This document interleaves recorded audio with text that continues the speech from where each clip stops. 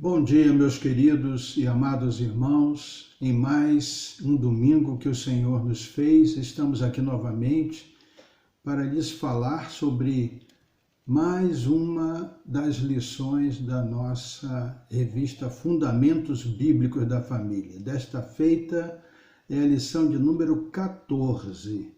Lição de número 14 é uma lição muito importante. Falar e ouvir. Diz respeito à comunicação, um atributo muito importante das famílias, que precisa ser acompanhado de perto, tratado, porque ele traz algumas dificuldades às famílias. Nós queremos, inicialmente, agradecer a vocês e pedir que vocês sempre apontem, indiquem esta aula para uma outra pessoa, para que ela também igualmente possa ser abençoada. Vamos orar. Deus querido, Deus amado, engrandecido seja o teu nome, Senhor, por, ó Deus, termos do Senhor, ó Deus, a sua compaixão, a sua graça, a sua misericórdia e a sua salvação em Cristo Jesus. Abençoe, Senhor, esses momentos em que passaremos juntos, não só a nossa classe, mas as demais classes, que haja, ó Deus, a oportunidade de vidas serem edificadas no conhecimento da Tua Palavra. É a nossa oração em Cristo Jesus. Amém. Queridos, a lição diz respeito a um fato importantíssimo, como já dissemos, que é a comunicação. Falar e ouvir. Vamos iniciar citando um texto bíblico básico que está registrado lá em Salmos de número 141, versículo 3. É uma oração vespertina e o salmista no versículo 3 expressa-se da seguinte forma: põe guarda à minha boca, Senhor. Vigia a porta dos meus lábios. O versículo-chave, ele está lá no Salmo 19, no último versículo. Salmo 19 fala sobre a excelência da criação e da palavra de Deus. E o salmista se expressa da seguinte forma: as palavras dos meus lábios e o meditar do meu coração sejam agradáveis na tua presença, Senhor, rocha minha e redentor meu. Amém? São textos muito lindos, muito bonitos. Está na revista, eu espero que vocês possam ler não somente esses textos lidos, mas o contexto para vocês aprenderem com a palavra do Senhor. O que nós pretendemos nesses minutos que passaremos juntos diz respeito ao seguinte: nós deveremos compreender que, para que haja uma comunicação saudável em família, é preciso antes nos submetermos o nosso pensamento a Cristo. Amém? E a base para isso está lá em 2 Coríntios, capítulo 10, versículo 5, parte B, que diz assim: levando cativo todo o pensamento à obediência de Cristo. Também como base nós temos a carta de Paulo aos Colossenses, capítulo 13, os 2 primeiros versículos. Diz assim: portanto, se vocês foram ressuscitados juntamente com Cristo, busquem as coisas lá do alto, onde Cristo vive assentado à direita de Deus. Pensem nas coisas lá do alto e não nas que são aqui da terra. Ok, queridos? Relembrados isso, eu creio que vocês já tiveram a oportunidade de, ao longo da semana, terem lido. Nós vamos fazer uma breve introdução. Vale lembrar rapidamente o último tópico da lição do domingo passado, que foi explanada pelo pastor Simvaldo. Espiritualidade na família. O autor daquela lição faz um convite a cada um de nós membro da família a buscar a Deus e deixar que a sua palavra transforme a nossa vida e, por conseguinte, a vida de toda a nossa família. Dentre aquelas transformações, lá no finalzinho da lição, que se destacam por experimentarmos uma vida e desenvolvermos uma vida de espiritualidade na família, destacam-se 3 transformações: o perdão, a comunicação e o serviço. Lembram-se? Qual tem sido, queridos, o conteúdo da conversa de vocês em suas famílias? Qual tem sido o tamanho do tempo destinado à convivência no lar e direcionado ao diálogo, às conversas, inclusive conversas para aconselhamento, enfim, qual tem sido esse tempo para a manutenção desse diálogo no lar? Esse diálogo tem sido permanente? São essas as perguntas que inicialmente nós podemos fazer. E podemos citar sempre a palavra de Deus, que é a nossa regra única de fé e de prática, né? Lá na carta que Paulo escreveu aos Colossenses, capítulo 3, versículos 16 e 17, nós encontramos a seguinte mensagem: que a palavra de Cristo habite ricamente em vocês, instruam e aconselhem-se mutuamente em toda a sabedoria, louvando a Deus com salmos, hinos e cânticos espirituais, com gratidão no coração. E o versículo 17: e tudo o que fizerem, seja em palavra, em ação, façam em nome do Senhor Jesus, dando por ele graças a Deus Pai. Em cima desse texto, nós voltamos a perguntar qual tem sido o tempo de convivência no lar, direcionado para conversar, para aconselhar, para, enfim, manter diálogo com o seu cônjuge e com os seus filhos. A lição de hoje nos proporcionará um exame melhor sobre esta importante ferramenta que é essencial na evolução de um casamento saudável. A diferença básica entre um casal infeliz e um casal feliz é um casal que se comunica. É um casal que sabe falar, um cônjuge para o outro, e sabe também ouvir. Provérbios 18, 21 diz: a morte e a vida estão no poder da língua. Quem bem a utiliza, come do seu fruto. Vida ou morte? A morte e a vida. Felicidade ou infelicidade? A escolha é de cada um. E dependerá da nossa disposição de dia a dia buscarmos obter, trabalhar, aprimorar essa capacidade de dialogar. Então, eis daí uma escolha. O que é que nós vamos escolher? Recentemente ouvimos um ministro que estava se demitindo dizer que a vida é feita de escolhas. E é verdade. O que vamos escolher? Importante aprender, saber, adquirir sabedoria para poder lidarmos uns com os outros, principalmente no núcleo da nossa família, não é verdade? E eu gosto muito de Tiago 1,3. Na verdade, na carta que Tiago escreveu, tanto no capítulo 1, versículo 3, como no capítulo 3, versículos 13, 15 e 17, existem menções, registros muito importantes sobre sabedoria. Eu vou citar Tiago 1,3. Se, porém, algum de vocês necessita de sabedoria, peça a Deus. E, com certeza, ele lhe dará com generosidade e sem reprovações. E ela, a sabedoria, lhe será concedida.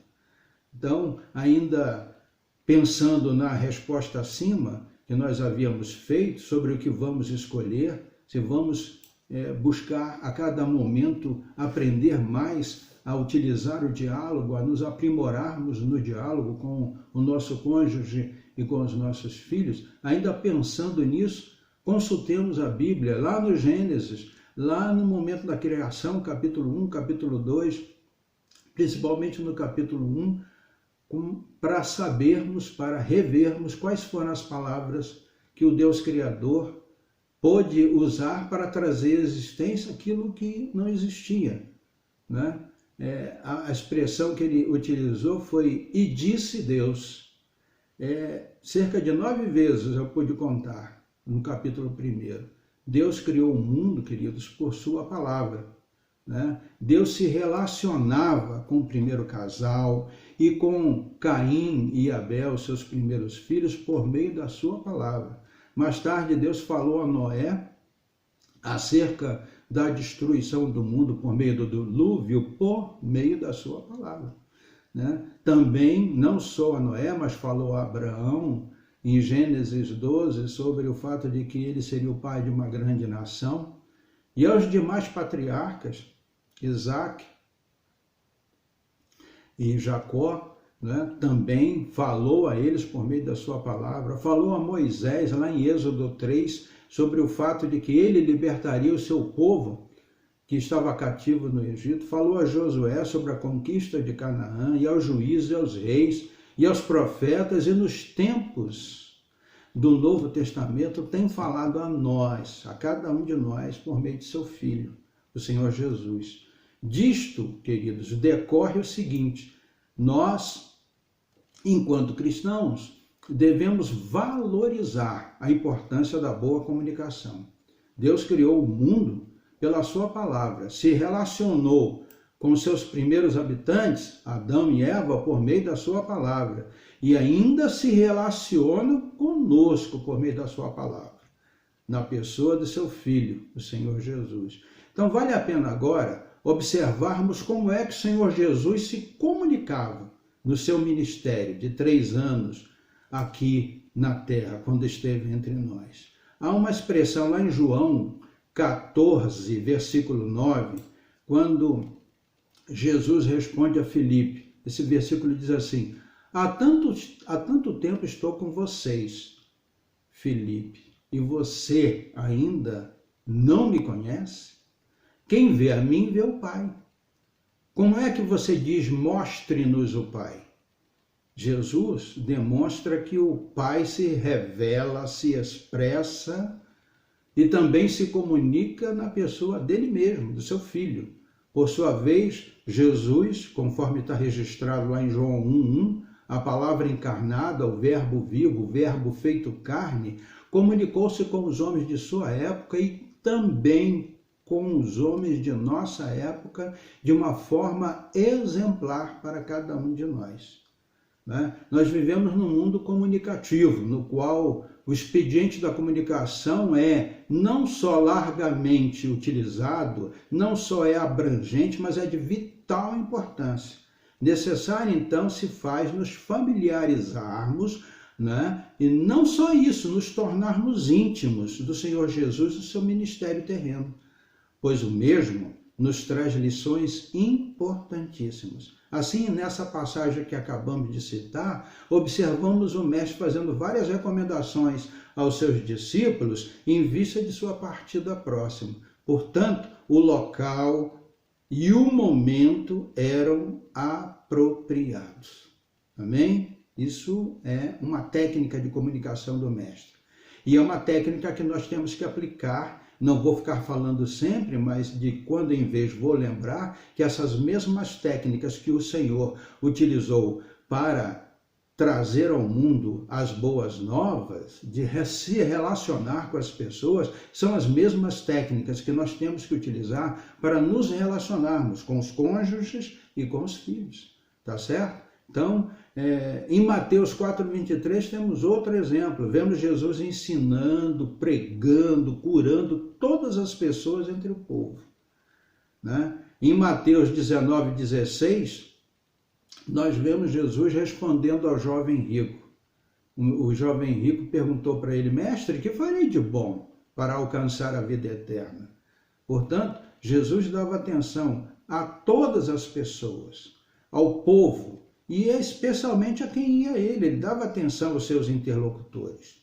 Inclusive, em ocasiões mais especiais, ele dava uma atenção respeitando as características de cada um, né? Como as carências de cada um, os temores, os anseios existentes no íntimo das pessoas que o procuravam, como, por exemplo, sua conversa com Pedro, lá no final do Evangelho de João, capítulo 21, de 15 a 17, quando lhe instrui 3 vezes para apacentar as suas ovelhas.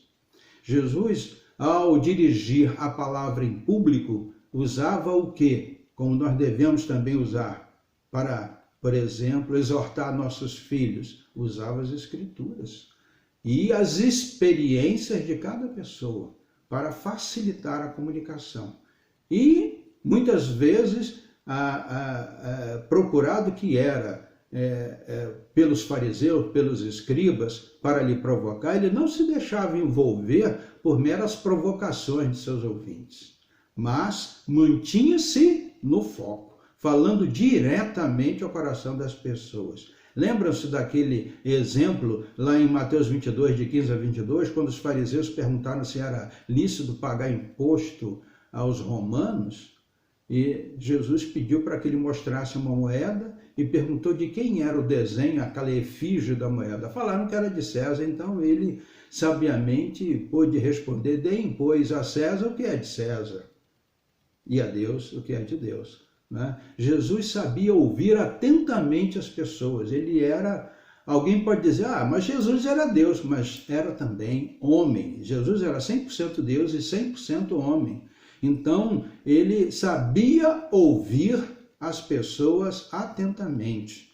Né? Como no caso da mulher samaritana, que está lá em João 4, os 30 versículos iniciais desse capítulo, fala de uma forma muito interessante como Jesus conversou com aquela mulher. Né? Jesus fazia, além de saber ouvir atentamente seus interlocutores, ele fazia perguntas para que, assim, obtivesse a atenção das pessoas e estimulassem essas pessoas a pensar.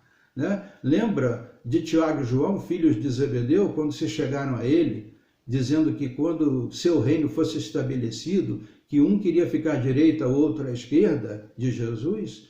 Aí Jesus responde para eles, para que eles pensassem: será que vocês podem beber o cálice que eu bebo ou receber o batismo com que eu sou batizado? Eles responderam sim, e Jesus concordou: é verdade, mas o sentar-se à minha direita e à minha esquerda, isso não me compete dizer.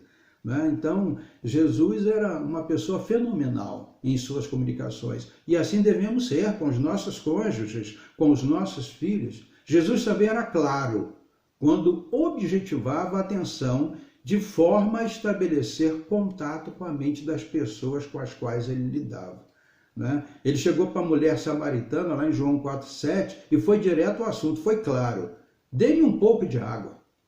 Pronto, foi direto, foi claro. Ele também era objetivo ao usar as Escrituras como autoridade final para aquilo que ele passava, para aquilo que ele ensinava. Ele também pode dizer à mulher samaritana: se você conhecesse o dom de Deus e quem é que está lhe pedindo água para beber, você pediria e ele lhe daria água viva. Querido, Jesus se comunicava também sem fazer acepção de pessoas, sobre coisas que essas pessoas conheciam bem, no próprio ambiente delas, até mesmo daquelas pessoas que eram discriminadas, como, por exemplo, podemos observar lá em Lucas 19, de 1 a 10, a história de Zaqueu. Zaqueu era discriminado, ele era um coletor de impostos. Mateus 9, de 20 a 22, a mulher do fluxo de sangue. Por ela ter esse fluxo de sangue, ela era considerada imunda.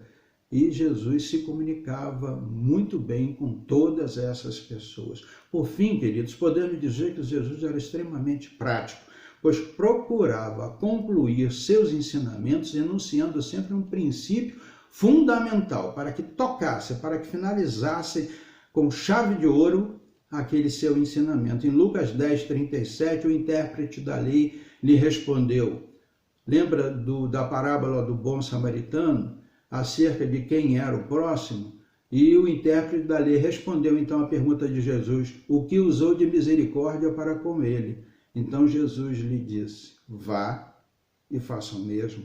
Lá em Marcos 10, 21, Jesus olhando para aquele jovem rico com amor, né, entendendo qual era a grande dificuldade dele, falou-lhe da seguinte forma, só uma coisa falta a você, vá, venda tudo que tem, dê o dinheiro aos pobres e você terá um tesouro no céu, depois venha e siga-me. Isso impactou definitivamente aquele jovem.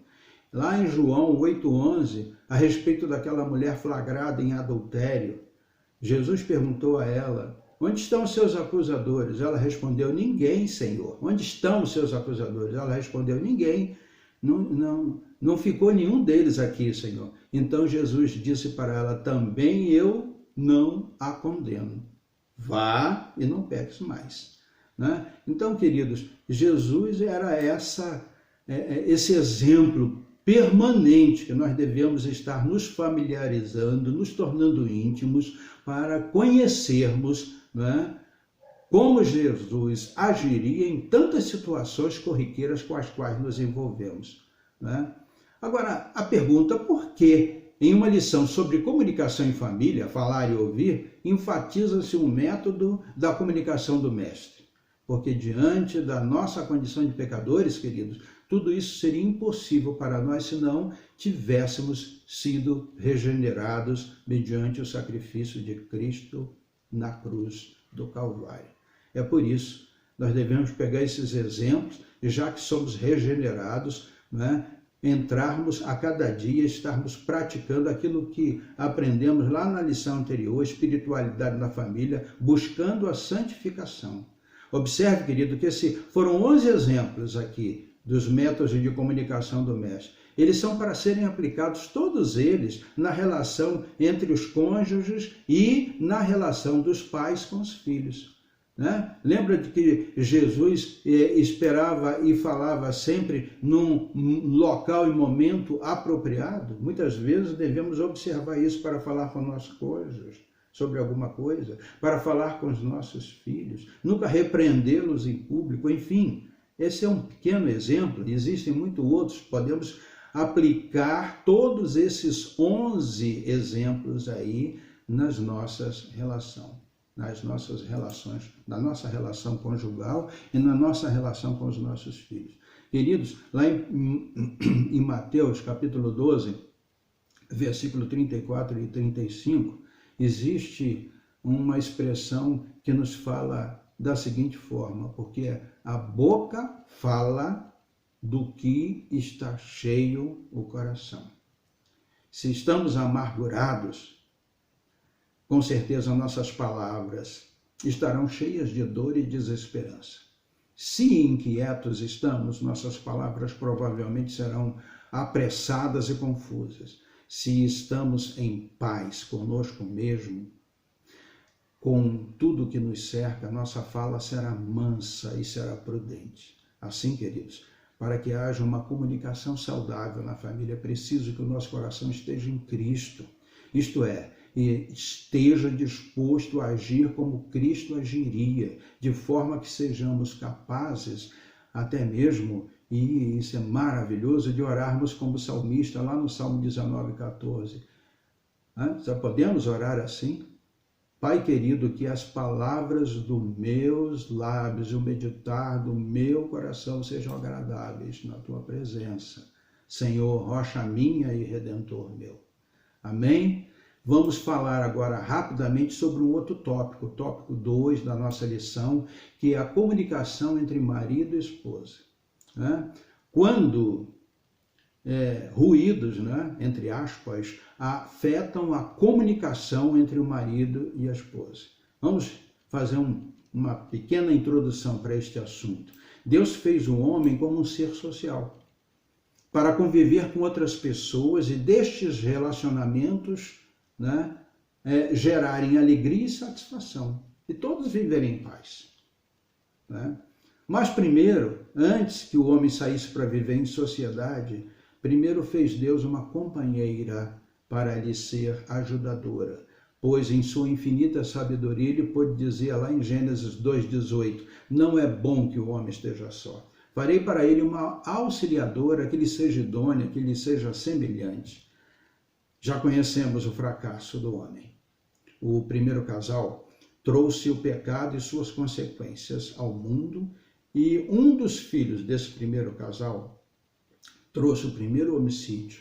E da continuidade desta descendência, momentos raros de alegria e satisfação puderam acontecer. E momentos não raros de muita tristeza e insatisfação, culminando com doenças, com guerras e destruição. Assim caminhou a humanidade. Mas a criação da família nuclear instituída lá no Éden, que é a célula da sociedade, bem como a própria humanidade, permanecem até os dias de hoje. Já somos mais ou quase 7 bilhões de indivíduos, apesar de muitas dificuldades enfrentadas. Dentre essas dificuldades, querido, está a capacidade de comunicação entre cônjuges e entre pais e filhos. Então, o tópico é comunicação entre marido e esposa. E os ruídos, vamos ver os ruídos que afetam a comunicação, né? A comunicação, queridos, ela se dá não só por palavras, mas por comportamentos, por ações. E ela se dá em uma via de duas mãos. Há necessidade de sabermos falar, mas também de sabermos ouvir. Enfim, tanto as palavras como os comportamentos e as nossas ações vão, mas também vêm. O grande exercício para nos comunicarmos bem é desenvolvermos a capacidade de ouvir, tá? E é bom lembrar que existe uma diferença brutal entre ouvir e escutar. Escutar é fundamentalmente o fazemos quando não somos surdos. É a audição, pura e simples. Escutar é isso. É fundamentalmente receber o conteúdo, a informação. Agora, ouvir é bem diferente. Ouvir é preocupar-se com o que o outro está dizendo. É procurar compreender os sentimentos que o outro está descrevendo. É fazer o possível para colocar-se na situação sobre a qual o cônjuge está discorrendo, sem prévio julgamento. É ser empático, é aplicar a empatia, que é um atributo lindo. É você se colocar no lugar do outro, procurar ser o outro, para saber realmente o que passa com ele.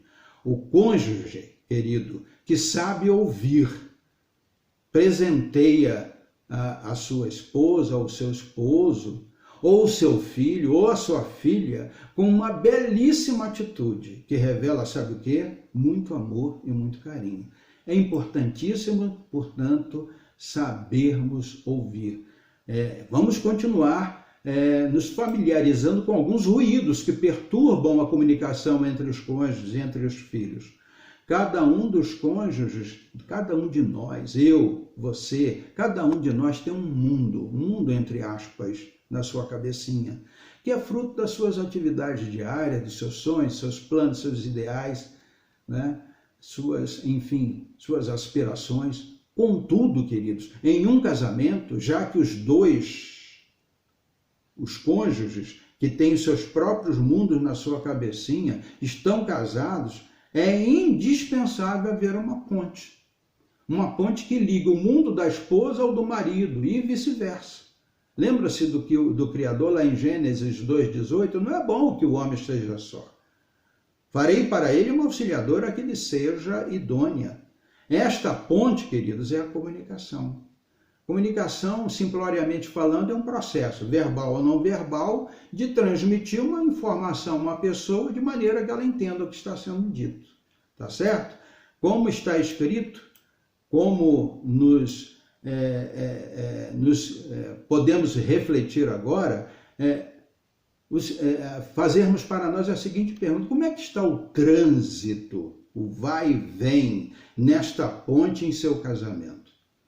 Todas as famílias, queridos, lutam por ter uma comunicação eficaz. Isso é muito difícil, mas é algo que nós devemos perseguir toda a nossa vida, a vida inteira. Comunicar-se bem é fundamental, né? Nós devemos estar atentos para eliminar esses ruídos que atrapalham a nossa comunicação, né? Então, eu pretendo fazer exercícios, eu pretendo aprender a olhar para o meu cônjuge, por exemplo. Quando eu olho para o meu cônjuge, o que eu vejo nele? O que sobressai quando eu olho para o meu cônjuge? O que ele me comunica, mesmo sem falar nada? O que eu percebo? Como interpreto o que eu vejo e o que eu ouço? Comunicação é tão importante que existe uma ciência, né? Você pode cursar uma faculdade de comunicação, né? Para poder estudar as maneiras como a comunicação se faz.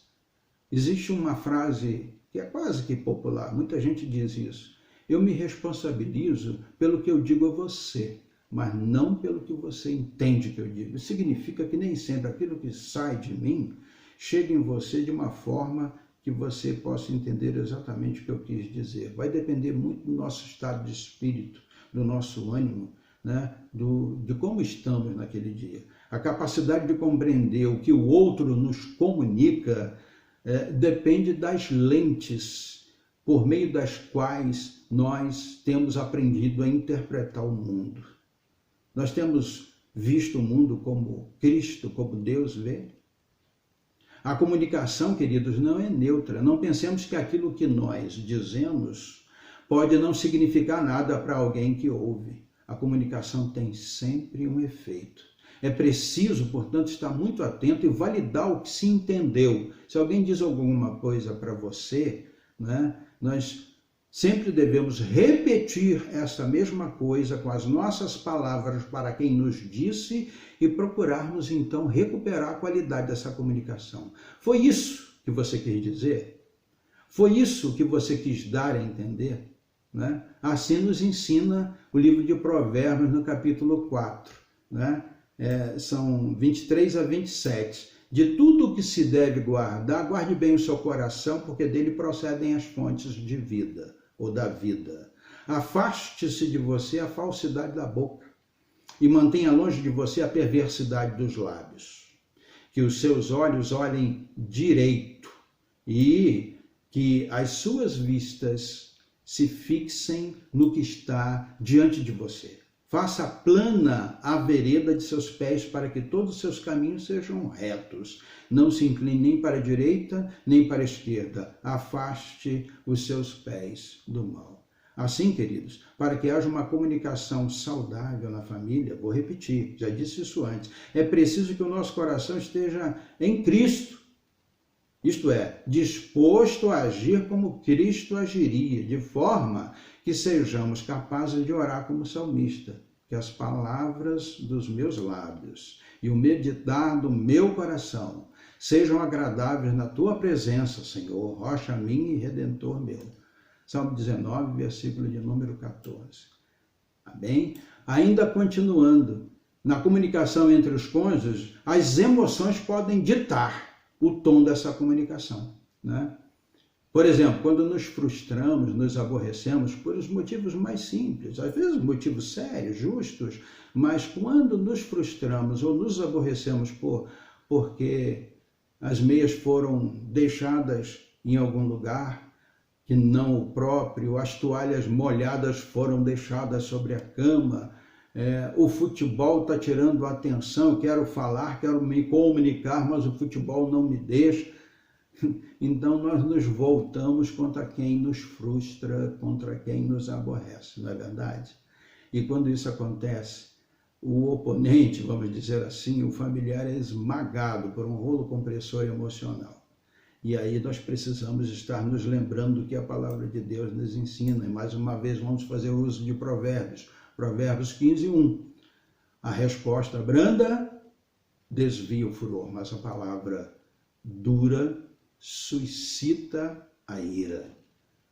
Isto, meus queridos, pode ser uma coisa que aconteça algumas vezes, mas pode ser uma coisa que já esteja cansada de ocorrer.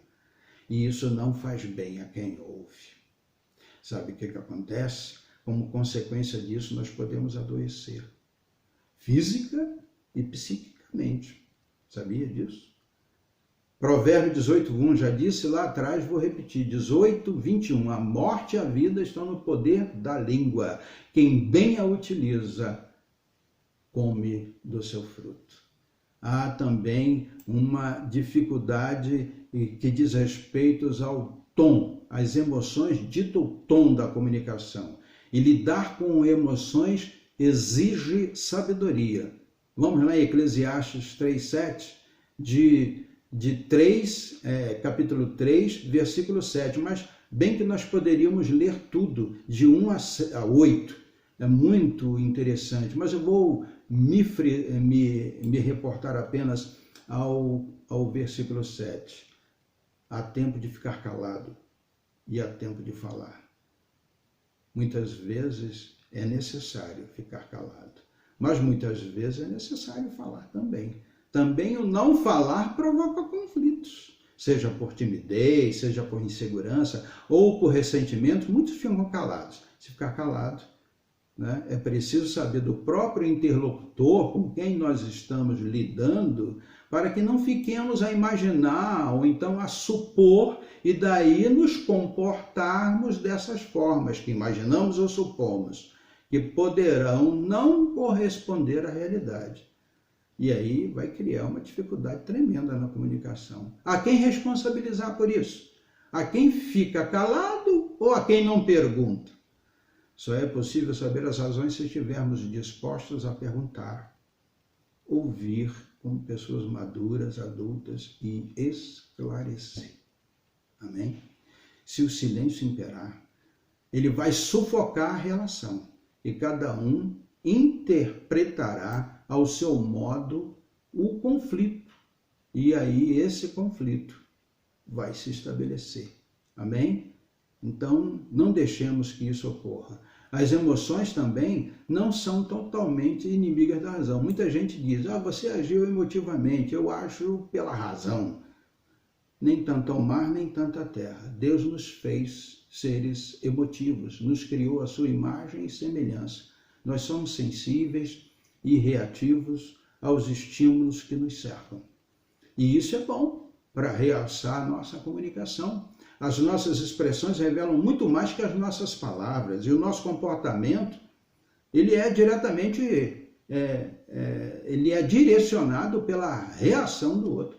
Se eu recebo um presente e me comporto como um robô, é lindo, bonito, muito obrigado.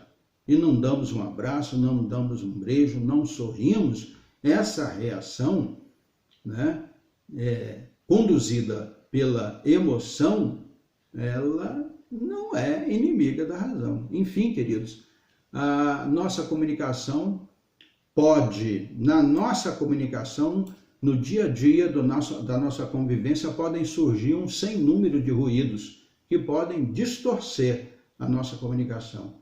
Em Tiago 3:2, nós somos alertados da seguinte forma, porque todos tropeçamos em muitas coisas. Se alguém não tropeça no falar, é um indivíduo perfeito, capaz de refrear todo o corpo. Amém? Portanto, é possível termos uma comunicação saudável para aqueles que têm o coração regenerado em Cristo. Nessa afirmação nós devemos crer. É possível termos uma comunicação saudável para aqueles que têm o coração regenerado em Cristo. A santificação progressiva, lembram da aula passada?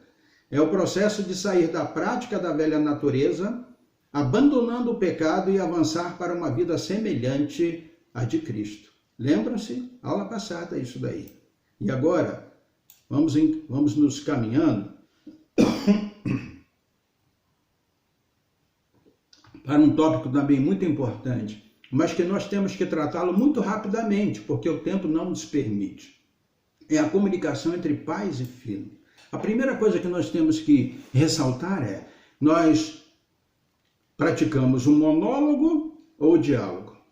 Vamos aprender o seguinte, que não é só pelo ouvir que nós aprendemos. Existe nesse processo de aprendizagem, a interpretação, a compreensão, a afeição, a carga emocional que está junto da instrução e a expressão do resultado da aprendizagem. Então, o papel dos pais é serem mediadores do processo de construção de pensamento dos filhos. Tá certo? Todos pensam que se de repente pedir o menino para sentar no sofá e sentar-se em frente a ele, olhar nos olhos e fazer um discurso, que você está instruindo. Não, tem que haver interação. Tá certo? Tem que haver uma carga emocional. A pessoa que está ouvindo, a criança, o jovem, o adolescente, ele tem que estar entendendo que você está falando aquilo com a melhor das intenções, que você está falando aquilo porque você faz aquilo, que você está falando aquilo porque você ama a pessoa que está sendo exortada, né? Então, o papel dos pais é serem mediadores, porque ensinar, queridos, eu percebo agora, de novo, olhando as minhas netinhas, que ensinar é algo para uma vida inteira. Nós estamos o tempo todo aprendendo e quando somos crianças, muitas vezes repetimos inúmeras vezes a mesma coisa e nós temos que ser inúmeras vezes corrigidos. Né? Tiago 1,19 diz-nos assim, ele nos ensina sobre a prática da palavra de Deus no tocante ao saber ouvir. Ele diz-nos assim, vocês sabem essas coisas, meus amados irmãos, cada um seja pronto para ouvir, mas seja tardio para falar e tardio para ficar irado. Nossos filhos, queridos, têm singularidades, têm sentimentos, têm pensamentos que estão em processo de amadurecimento. Assim como o nosso cônjuge, o diálogo assim como quando tratamos com o nosso cônjuge, o diálogo com os nossos filhos é uma via de duas mãos. Precisamos deixar que eles se expressem. Tenhamos palavras brandas e calmas, pois a tendência do ser humano é se fechar e embotar o pensamento diante de uma ameaça. E nós não queremos que isso ocorra, tá certo? Quando exortamos aos nossos filhos, nós, além de buscar sempre termos um diálogo, nós devemos comunicar afeto, a carga afetiva. Devemos expressar os nossos sentimentos por palavras ou gestos amorosos. Lá em Provérbios 16, 24, diz assim, palavras agradáveis só como favo de mel, doces para a alma e remédio para o corpo. E quando um filho nos aborrece, queridos, e nos aborrece sistematicamente, cometendo sempre a mesma falha, devemos expressar o nosso descontentamento, deixando sempre uma forma, um canal aberto de comunicação e nunca fechá-lo. Mas nós devemos sempre, repetidas vezes, expressar o nosso descontentamento. O importante aí é que nós devemos focar na pessoa. Nós não devemos focar na pessoa, e sim na ação. Perfeito? Não devemos qualificar a pessoa, e sim a ação, evitando palavras terríveis, como sempre e nunca. Por exemplo, você pode comparar o teu filho 03 e dizer para ele que o teu filho 01 nunca fez o que ele está fazendo. E que o teu filho 03 sempre faz uma coisa. Então, esses advérbios aí de intensidade, sempre, nunca, eles eliminam a construção amorosa no relacionamento. Eles devem ser evitados o tempo todo. E, por fim, meus queridos, no processo de diálogo, quando sempre procuramos fazer com que a afeição participe, nós precisamos em todo o tempo dar o exemplo. A imitação é uma das mais eficientes formas de aprendizagem. O que os nossos filhos veem em nós comunica um mundo de referência sobre a vida. E se ficarmos ao sabor da carne, o que vamos comunicar aos nossos filhos carecerá em muito de integridade e de santidade. No exercício da paternidade, queridos, nós somos constantemente desafiados a nos submetermos a Cristo. Minhas palavras e minhas ações edificam? Atendem às necessidades de meus filhos? Lá em Efésios 4:29, Paulo nos ensina: não saia da boca de vocês nenhuma palavra suja, mas unicamente a que for boa, para edificação conforme a necessidade, e assim transmita graça aos que ouvem. Amém? Então, meus queridos, mesmo amando ao nosso cônjuge, aos nossos filhos, nós invariavelmente, muitas vezes, vamos criar situações de conflitos ao nos comunicarmos. O que se infere daí é que é preciso sabedoria para conduzir uma boa comunicação. E Tiago 3:10, eu já havia citado, apenas o versículo, agora vou lê-lo: de uma só boca procede bênção e maldição, meus irmãos. Isso nunca deveria ser assim. Aí Tiago 3:11, por acaso pode a fonte jorrar do mesmo lugar água doce e água amarga? Meus irmãos, será que a figueira pode produzir azeitona ou a videira figos? Assim também uma fonte de água salgada não pode dar água doce. Tenhamos sabedorias, queridos, pensamentos que venham do alto, e assim evitaremos palavras que expressem ira, cólera e malícia. Isso está lá em Colossenses 3:1-2 e versículo 8. Colossenses 3, versículos 1, 2 e 8. Portanto, se vocês foram ressuscitados juntamente com Cristo, busquem as coisas lá do alto, onde Cristo vive, assentado à direita de Deus. Pensem nas coisas lá do alto e não nas que são aqui da terra. Versículo 8. Agora, porém, abandonem igualmente todas essas coisas: ira, indignação, maldade, blasfêmia, linguagem obscena no falar. Amém? Isto são conclusões que nós devemos tirar dessa lição. Amém? Eu quero me despedir aqui, desejando a vocês desejando que o Espírito Santo de Deus complete em vocês